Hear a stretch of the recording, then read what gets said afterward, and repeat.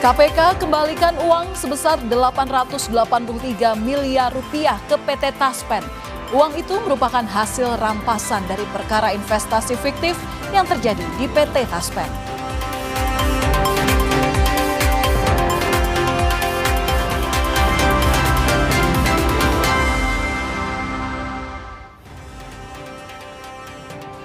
Halo saudara, selamat malam. Selain 3 berita utama tadi, kami juga memiliki sejumlah informasi menarik lainnya yang patut Anda simak malam hari ini. Bersama saya, Valentina Sitorus.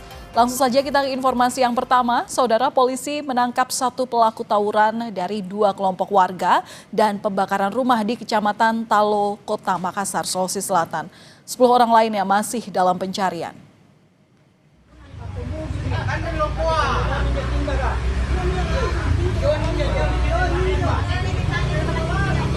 Kondisi Kampung Sapiria dan Lorong Borta di Kecamatan Talo, Kota Makassar berangsur kondusif setelah belasan rumah terbakar akibat tawuran antar 2 kelompok.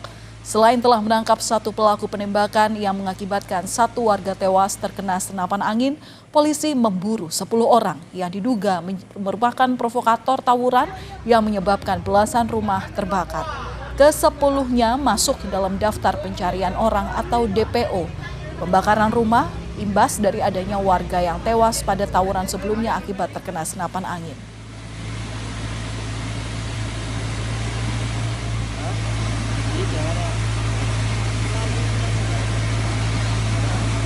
Sudah menangkap 1 orang pelaku penembakan yang kemarin terjadi. Dan pada saat sekarang ini kita melakukan pengejaran terhadap 10 orang DPO yang telah melarikan diri di berbagai tempat. Ini sekarang sementara kita cari. Jadi kemanapun larinya akan kita kejar. Rumah ada 11 rumah yang terbakar yang nantinya akan langsung diantisipasi atau diperbaiki oleh Pemda nantinya.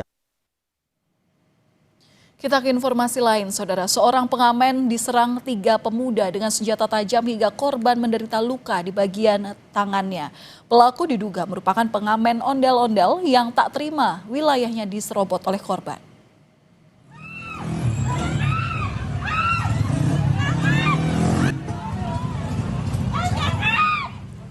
Seorang pengamen diserang 3 pengamen ondel-ondel dengan senjata tajam di Koja, Jakarta Utara. Salah satu pemuda menyerang korban dengan senjata tajam hingga mengalami luka di bagian tangan kanan dan pinggang. Sementara 2 pelaku lain memukuli korban. Penganiayaan ini dipicu karena rebutan lahan mengamen. 3 pelaku akhirnya ditangkap polisi sektor Koja di kawasan Koja, Jakarta Utara dengan barang bukti berupa senjata tajam.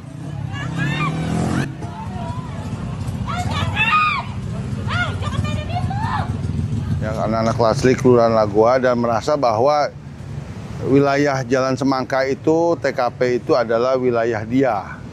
Jadi memang dia sering mengganggu pengamen-pengamen lain yang masuk wilayah tersebut. Korban yang semalam itu adalah warga luar yang ngamen di situ juga. Seorang pelaku curanmor di Bekasi, Jawa Barat babak belur diamuk warga. Pelaku sempat kabur ke atap rumah untuk menghindari kejaran warga.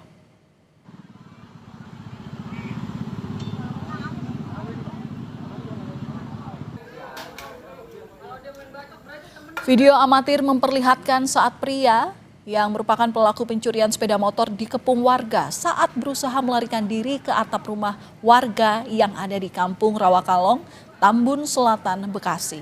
1 pelaku berhasil ditangkap, sementara 1 pelaku lain kabur. Pelaku yang tertangkap langsung babak belur diamuk warga. Pelaku kemudian diserahkan ke polisi beserta barang bukti kunci letter T.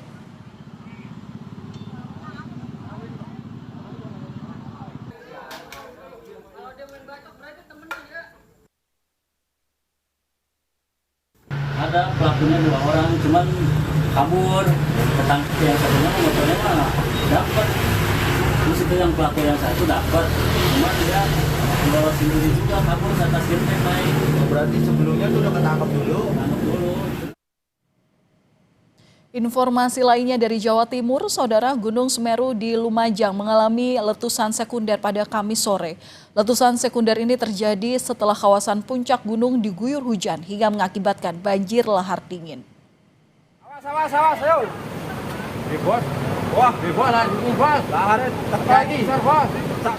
Video amatir warga memperlihatkan detik-detik terjadinya letusan sekunder Gunung Semeru. Kepulan asap membubung saat banjir lahar mengalir mengikis tumpukan material vulkanik yang masih panas.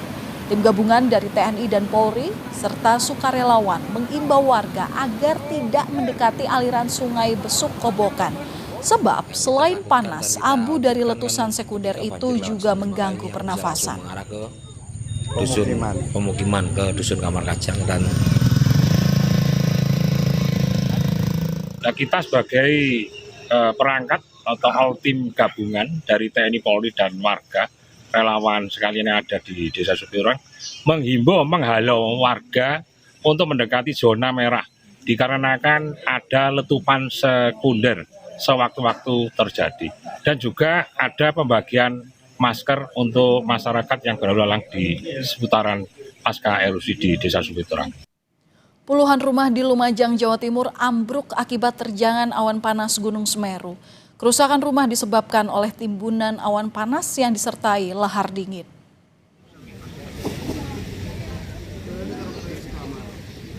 Bangunan rumah warga Dusun Sumbersari dan Gumuk Desa Supiturang, Kecamatan Pronojiwo, rusak tertimbun material awan panas dan lahar dingin Gunung Semeru. Warga terdampak berusaha memindahkan harta benda yang masih bisa diselamatkan ke tempat yang lebih aman.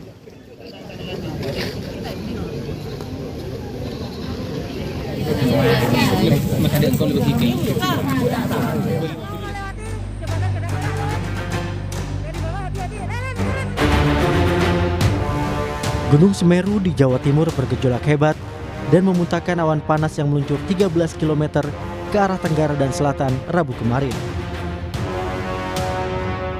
Saat kejadian, 178 pendaki sedang berada di area pendakian.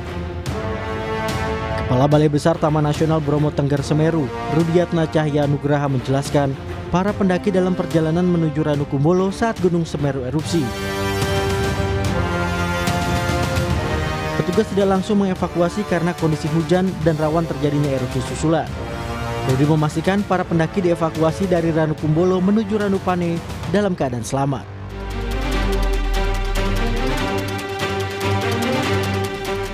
Menurut Rudi, material erupsi Semeru tidak mengarah ke Ranukumbolo yang berada di sisi utara, sedangkan material erupsi mengarah ke sisi selatan dan tenggara.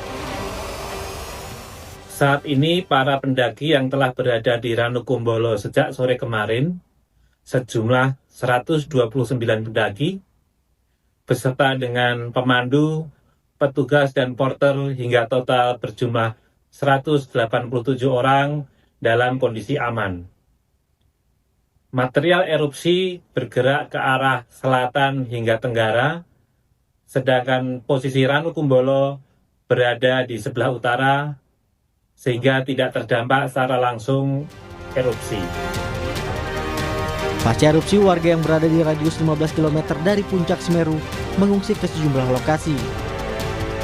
Hari ini Gubernur Jawa Timur Kofifa Indar Parawansa meninjau pengungsian warga di SD Negeri 4 Supiturang, Kecamatan Candipuro, Jawa Timur. Kofifa menyatakan kebutuhan dasar pengungsi terpenuhi dengan baik. Sambil berjalan dilakukan bagaimana penanganan dari sisi space yang ada supaya semua bisa melakukan mobilitas dengan lebih longgar. Kalau makanan sudah disiapkan dapur umum, jadi kalau kesehatan saya rasa kita Pemprov ya akan menguatkan dari puskesmas yang sudah memberikan penanganan di sini. Erupsi Gunung Semeru menyebabkan 200 rumah warga rusak dan 124 hewan ternak mati. Pihak Taman Nasional menutup pendakian ke Gunung Semeru untuk sementara sampai kondisi dinyatakan aman. Tim Liputan Kompas TV.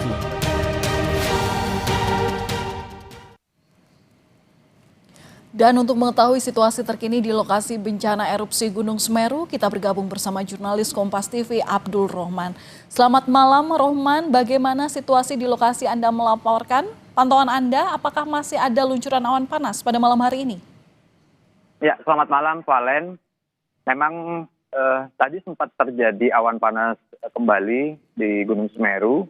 Sekitar pukul 19.20 sempat terjadi awan panas dengan amplitudo maksimal 20 mm, namun secara visual ini tidak terlihat ataupun tidak nampak. Namun di alat seismograf itu terpantau terjadi awan panas, namun untuk lama daripada awan panas sendiri ini sekitar 300 detik saja. Ini hanya sebentar, dan pada waktu tadi memang sempat ada kepanikan oleh warga karena mereka masih trauma terhadap kejadian yang menimpa pada Rabu kemarin.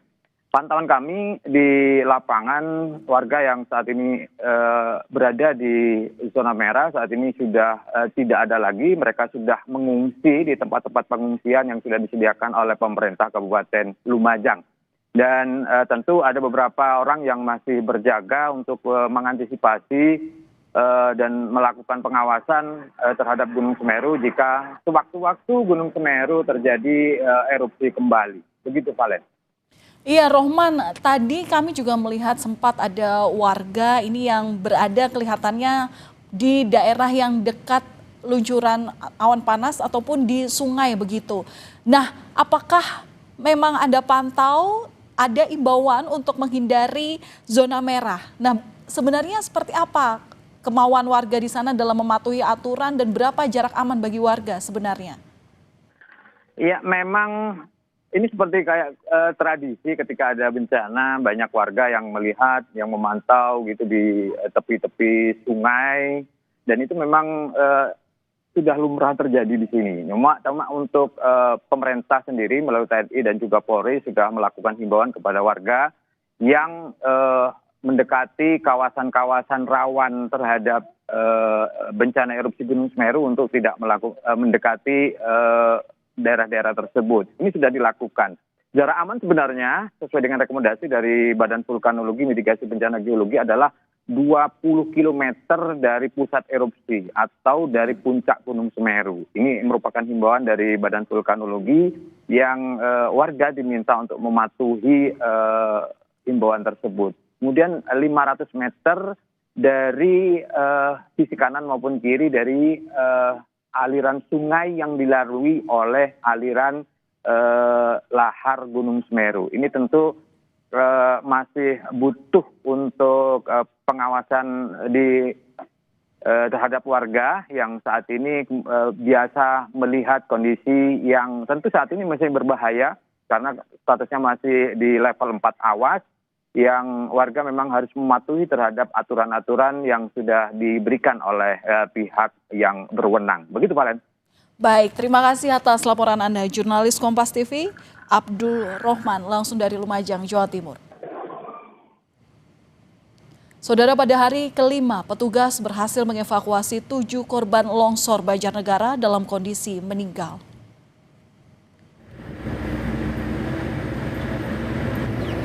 Total korban yang ditemukan sampai dengan Kamis malam ada 7 jenazah, namun di dalamnya terdapat 2 body part, sehingga masih terdapat 19 orang korban yang masih belum ditemukan.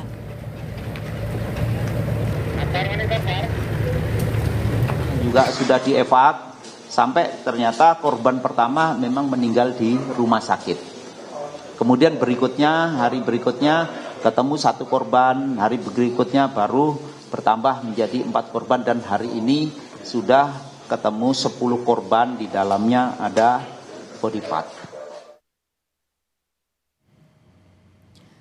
Setelah teridentifikasi dan dimandikan, 2 di antara 4 jenazah korban tanah longsor di Pandan Arum, Banjarnegara, Jawa Tengah langsung dimakamkan di TPU Temon. 2 jenazah ini berjenis kelamin perempuan, sedangkan 2 jenazah lainnya tim DVI Polri pun hingga kini masih melakukan proses identifikasi.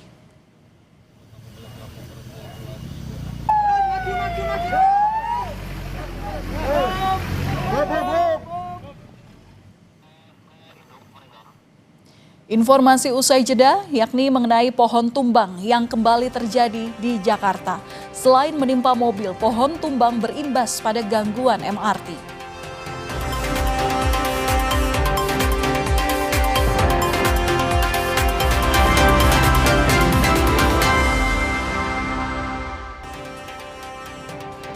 Terima kasih Anda masih bersama kami di Kompas Malam. Saudara, akibat hujan deras dan adanya saluran air yang tersumbat, 3 kampung di Garut, Jawa Barat diterjang banjir pada Kamis sore.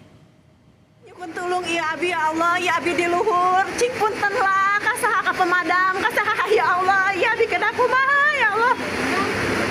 Inilah video amatir kondisi rumah warga yang terkena banjir. Derasnya luapan air banjir akibat hujan menyebabkan 3 perkampungan di wilayah desa Cisurupan, Garut terendam banjir. Selang beberapa jam, banjir pun mulai surut dan warga langsung bergotong royong membersihkan saluran air yang tersumbat agar air dapat kembali mengalir.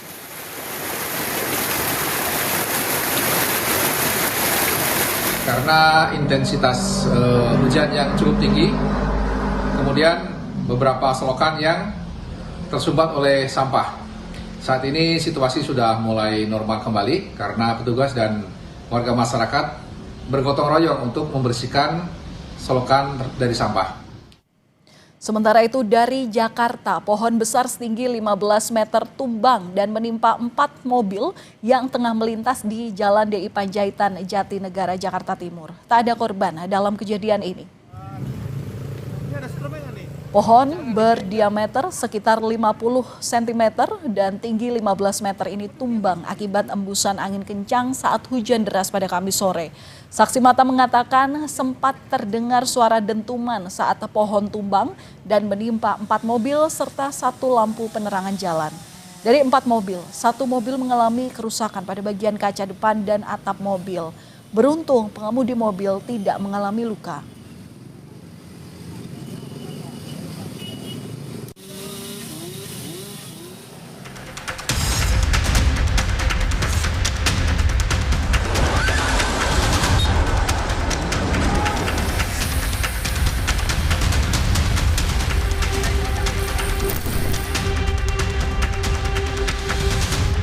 Hujan belum mengguyur kawasan Senayan, Jakarta pada Kamis siang.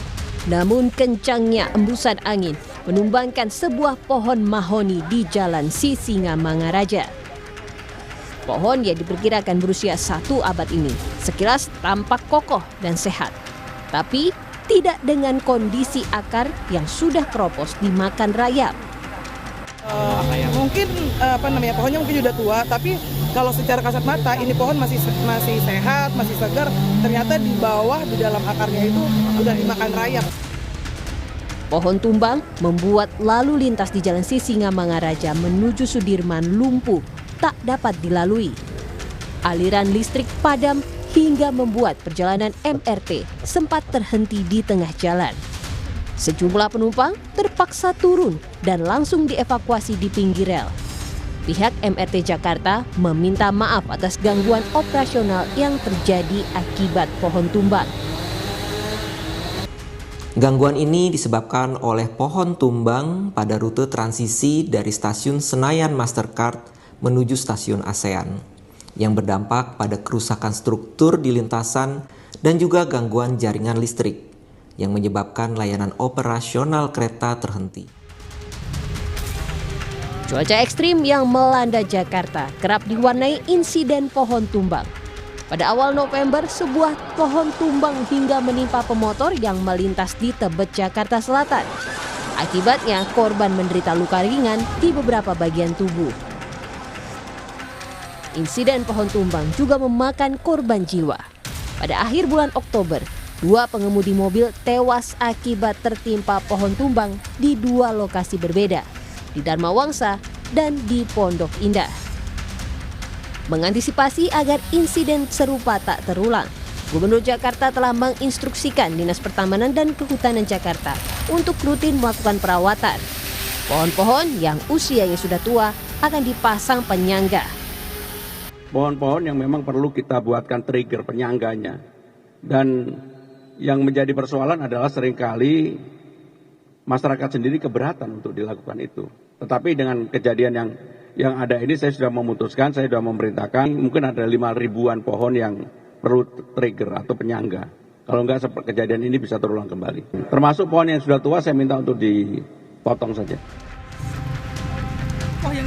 Seiring dengan cuaca ekstrim yang melanda Jakarta beberapa hari ini, diharapkan Pemprov Jakarta dapat memperhatikan pohon-pohon tua agar tak ada lagi pihak yang jadi korban. Tim Liputan, Kompas TV. Terkait penataan pohon di Jakarta untuk mengantisipasi insiden pohon tumbang, kita akan bahas dengan pengamat tata kota Yayat Supriyatna. Selamat malam Pak Yayat. Iya, selamat malam Mbak Valen.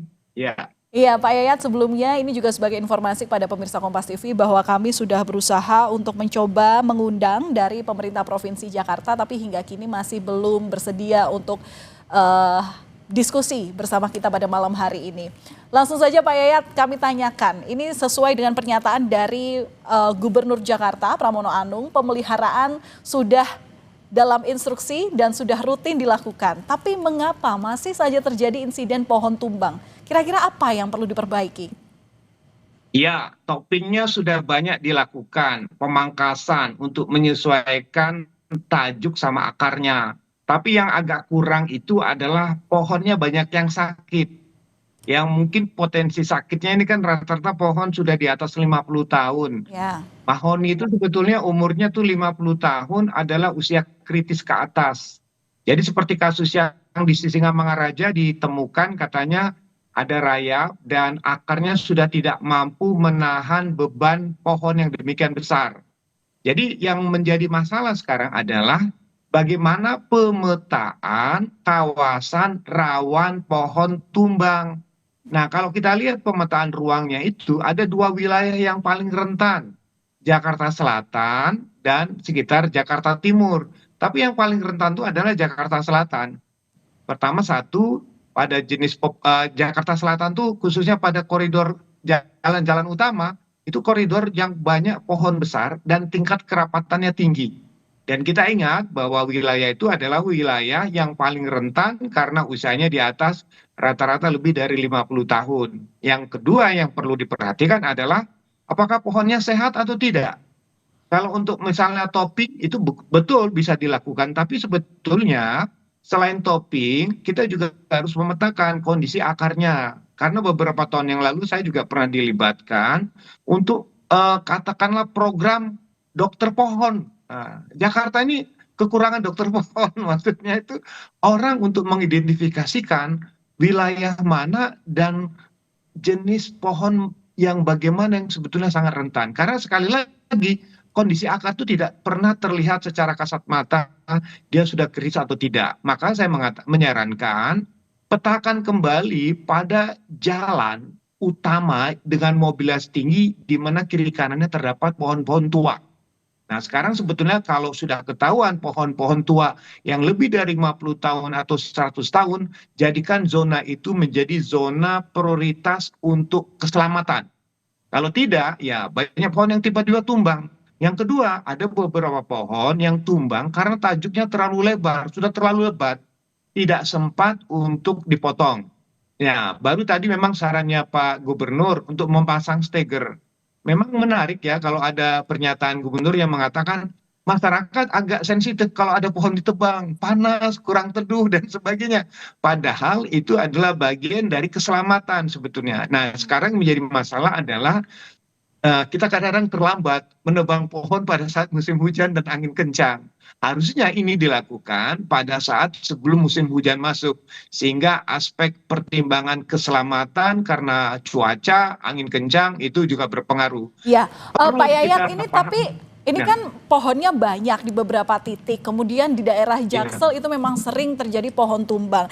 Kendalanya apa sih dengan segala sedemikian rupa perawatan itu sudah dilakukan. Dan tadi ada masalah baru, ternyata akarnya yang nggak sehat. Nah, apakah sampai sekarang itu belum dilakukan atau memang saking banyaknya pohon jadi pembenahan terutama untuk akarnya tuh belum tersentuh sama sekali? Ya, Ya, pertama saya sependapat kita kurang atau terlambat melakukan identifikasi eh, tingkat kekritisan pohon. Biasa contoh ya dikasih pin itu. Misalnya hijau, merah, atau kuning. Kalau pohon-pohon yang memang harus ditebang, harus segera ditoping, itu misalnya nggak dikasih warna merah, bahwa pohon ini harus diselamatkan, dipasang steger, toppingnya segera dilakukan. Atau pohon yang sehat dan hijau. Nah, sekarang pendataannya itu lengkap atau tidak gitu. Nah, seperti kita lihat di gambar ini pohonnya besar sekali kan, tajuknya tuh sangat lebar, tapi tidak pernah diketahui apakah ini pohon sehat atau tidak. Nah, kalau ada pohon sehat atau tidak, itu sederhana aja. Identifikasikan untuk ruas-ruas utama Jalan Jakarta pada kawasan mana yang paling rawan, kemudian periksa pohon.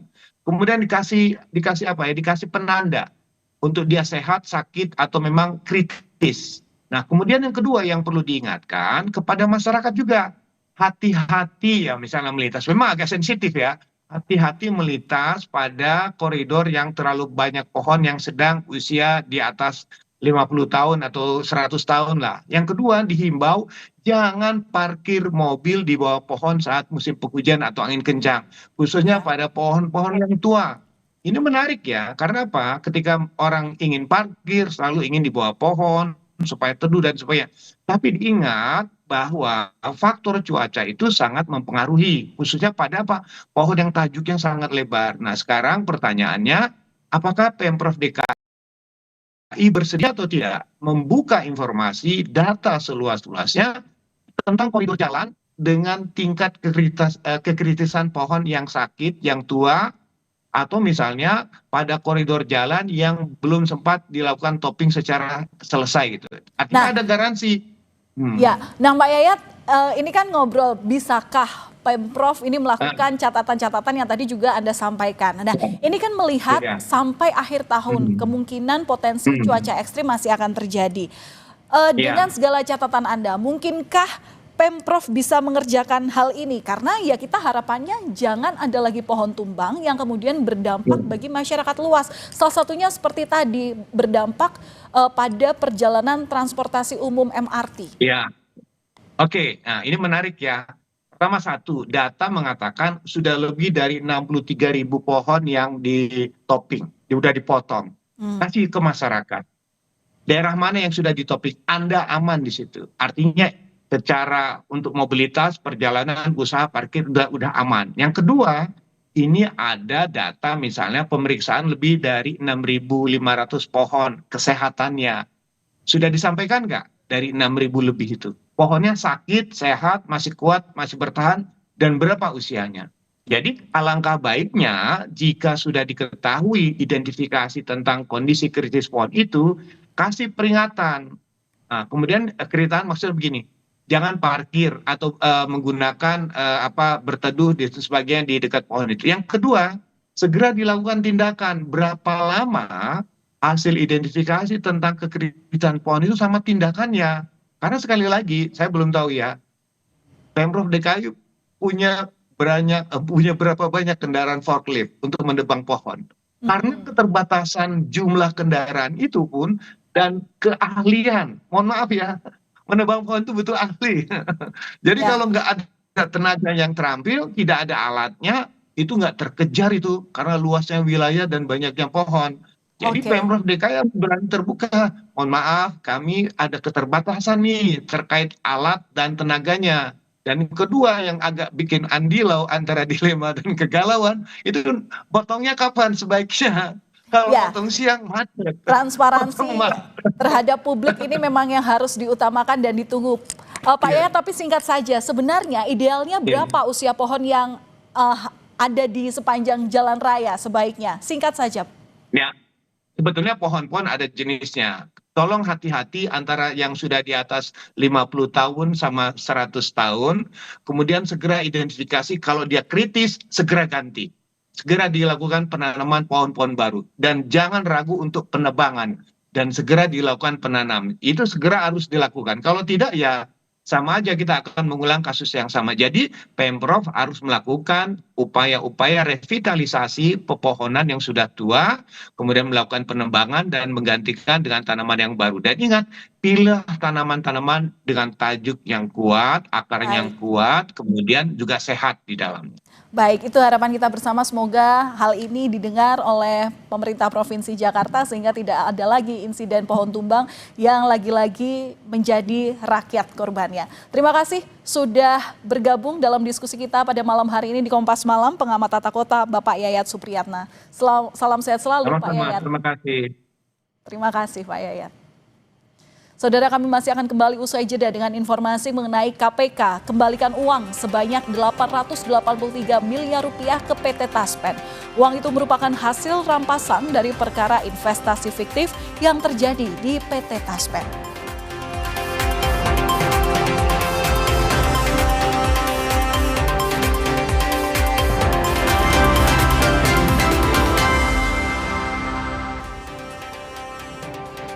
KPK mengembalikan uang sebesar 883 miliar rupiah ke PT Taspen. Uang itu merupakan hasil rampasan dari perkara investasi fiktif yang terjadi di PT Taspen.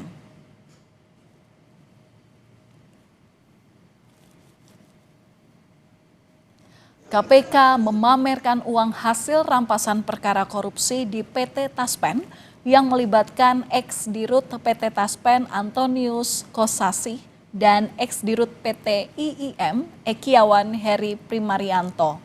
Secara simbolis, uang diserahkan kembali ke PT Taspen. PLT, Deputi Penindakan dan Eksekusi KPK Asep Guntur Rahayu bilang pengembalian aset korupsi ini sebagai bentuk pemulihan kerugian negara. Ia berharap uang dapat kembali memberikan manfaat bagi para pensiunan. Serah terima ini dilakukan dari perkara atas nama terdakwa Ekiawan Heri Primarianto yang telah memperoleh keputusan sudah inkrah perkaranya. Saudara, ex-direktur utama PT ASDP Indonesia, Ferry Persero, Ira Puspadewi divonis 4 tahun 6 bulan penjara dan denda 500 juta rupiah subsidiar 3 bulan kurungan. Kasus dugaan korupsi kerjasama usaha dan akuisisi PT Jembatan Nusantara pada 2019-2022. Majelis Hakim menyatakan Ira terbukti bersalah melakukan tindak pidana korupsi seperti yang didakwakan jaksa. Vonis ini lebih ringan dari tuntutan jaksa penuntut umum KPK, yakni 8 tahun 6 bulan penjara. Selain Ira, Direktur Komersial dan Pelayanan PT ASDP 2019 hingga 2024, M. Yusuf Hadi, serta Direktur Perencanaan dan Pengembangan PT ASDP periode 2020 hingga 2024 Hari Muhammad Adi Caksono, masing-masing dijatuhi pidana 4 tahun penjara. Ira Puspadewi, terdakwa 2 Muhammad Yusuf Hadi dan terdakwa 3 Hari Muhammad Adi Caksono telah terbukti secara sah dan menyatakan bersalah melakukan tindak pidana korupsi secara bersama-sama sebagaimana dalam dakwaan alternatif kedua, menjatuhkan pidana kepada terdakwa 1 dengan pidana penjara selama 4 tahun dan 6 bulan dengan denda 500 juta dengan ketentuan apabila denda tidak dibayar akan diganti dengan pidana kurungan selama 3 bulan. Kita ke sorotan lain, Saudara, kubu Roy Suryo CS menolak upaya mediasi dalam kasus tudingan ijazah palsu Presiden ke-7 Republik Indonesia Joko Widodo. Sebelumnya, upaya mediasi itu diungkapkan Ketua Komisi Percepatan Reformasi Polri, Jimli Ashidik, atas usulan dari Faisal Assegaf.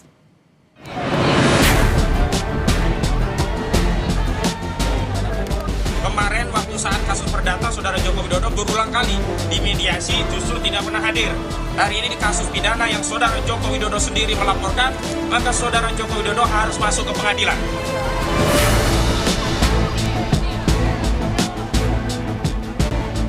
Usulan mediasi antara Roy Suryo CS dengan mantan Presiden Joko Widodo untuk menemukan titik temu kasus fitnah ijazah palsu ditolak Koordinator Kuasa Hukum Roy CS.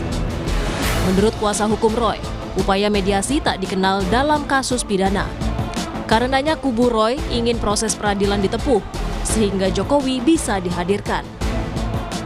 Jadi kalau ada pihak-pihak yang mengaku punya kepentingan, punya kapasitas atau mengaku juru bicara atau apapun, termasuk kemarin kami komplain Saudara Faisal Asegaf yang tiba-tiba bicara tentang perdamaian, juga Prof. Jimli Asyidiki yang bicara tentang mediasi, karena ini kasus pidana, bukan kasus perdata.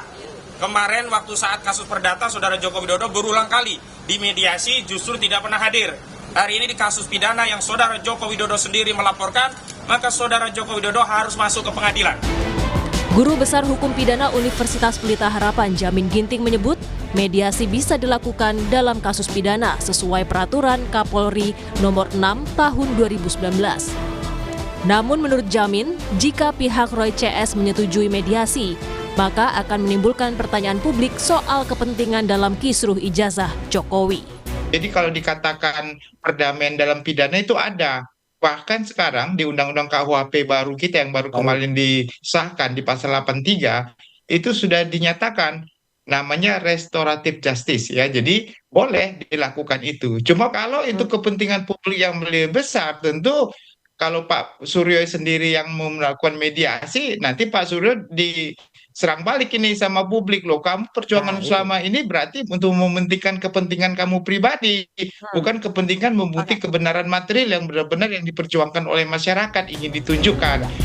Adalah Ketua Komisi Percepatan Reformasi Polri, Jimli Asyidiki, yang mengungkap usulan mediasi muncul dari aktivis 98 Faisal Asegaf saat audiensi dengan Komisi Reformasi Polri. Menurut Jimli, bukan tak mungkin jalur mediasi juga ditempuh dalam proses pidana apabila seluruh pihak mencapai kesepakatan.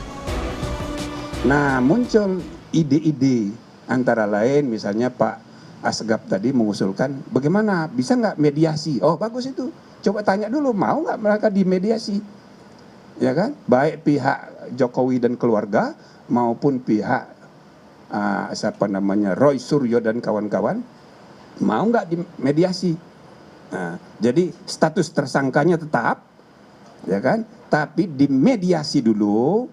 Kalau misalnya ditemukan titik temu, ya kan? Ya bisa tidak dilanjutkan pidananya. Tapi kalau seandainya tidak berhasil, ya lanjutkan nggak apa-apa.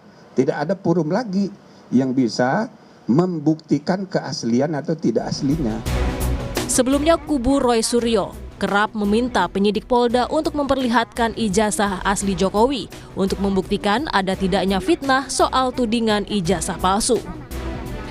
Namun dalam sidang sengketa ijazah Jokowi di Komisi Informasi Pusat, pihak Polda selaku termohon mengaku salinan ijazah asli Jokowi ada dalam penguasaan Polda Metro Jaya sebagai barang bukti.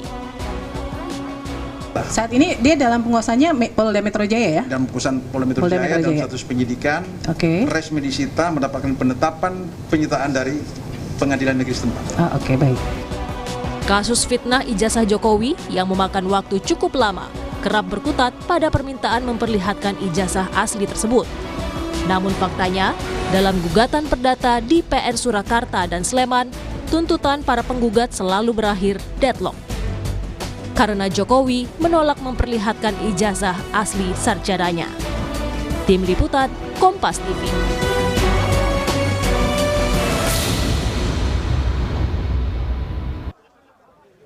Kapal penangkap ikan di Dermaga Muara Angke Penjaringan Jakarta Utara terbakar. Informasi lengkapnya akan kami hadirkan usai jeda hanya di Kompas Malam.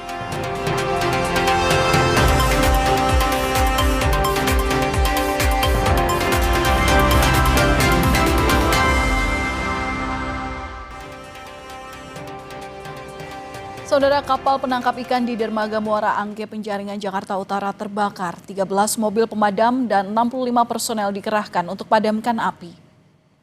Besarnya kobaran api menghanguskan seluruh badan kapal ikan yang tengah bersandar di dermaga.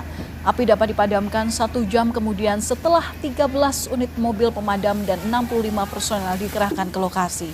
Diduga kebakaran ini terjadi karena korsleting di bagian mesin kapal. Tidak ada korban dalam kebakaran ini.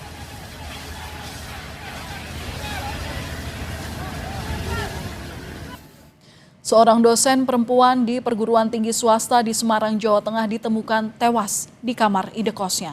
Puluhan mahasiswa pun datangi Polda Jawa Tengah untuk menuntut transparansi karena korban pertama kali ditemukan oleh seorang polisi berpangkat AKBP.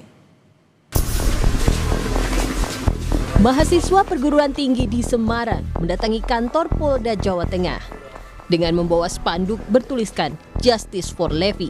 Mereka menuntut transparansi penyelidikan kasus kematian dosen mereka.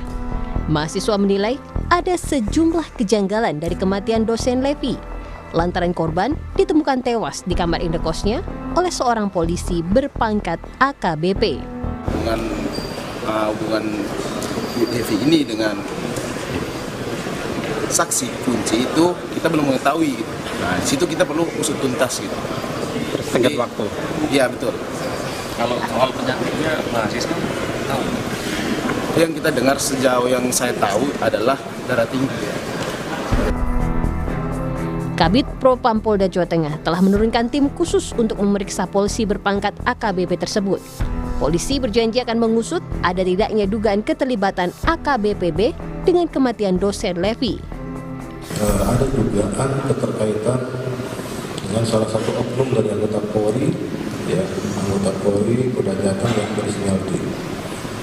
Mendasari informasi tersebut, kemudian kami sudah menurunkan tim dari Paminal di Propam Polda Jateng untuk melakukan pemeriksaan dan pendalaman. Sebelumnya, dosen sebuah perguruan tinggi swasta ditemukan tewas pada Senin 17 November pukul 5 pagi di kamar kosnya. Meski tidak ditemukan tanda kekerasan pada korban, proses otopsi dan pemeriksaan saksi-saksi dilakukan untuk mengungkap kasus ini. Heri Widodo, Kompas TV Semarang, Jawa Tengah. Informasi mancanegara kami hadirkan usai jeda mengenai tim penyelamat yang masih mencari 24 orang yang diduga tertimbun bangunan di Ukraina pasca serangan militer Rusia.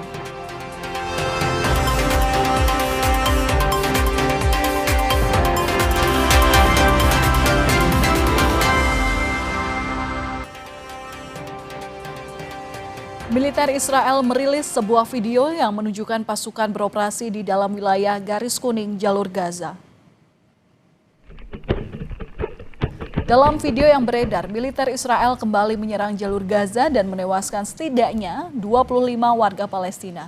Menurut Kementerian Kesehatan Gaza, serangan ini berlangsung meski gencatan senjata masih berlaku sejak bulan lalu. Militer Israel mengklaim serangan yang merupakan respons terhadap tembakan yang diarahkan kepada pasukan mereka di Rafah.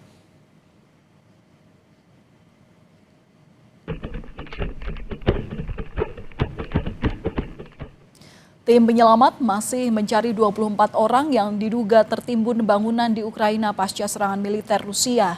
26 orang tewas akibat serangan militer Rusia itu. Insiden berawal saat militer Rusia dilaporkan meluncurkan serangan udara di Ukraina. Serangan menghantam 2 blok apartemen 9 lantai di kawasan Ternopil. 73 orang terluka dan 26 orang tewas akibat serangan ini.